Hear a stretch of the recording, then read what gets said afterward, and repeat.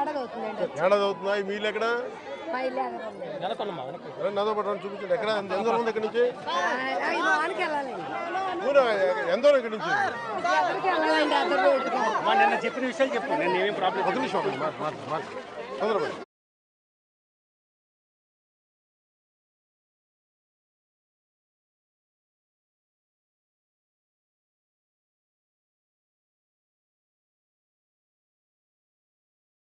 మాది ఏ దారి ఏది మా పిల్లోడికి మొన్నండి యాక్సిడెంట్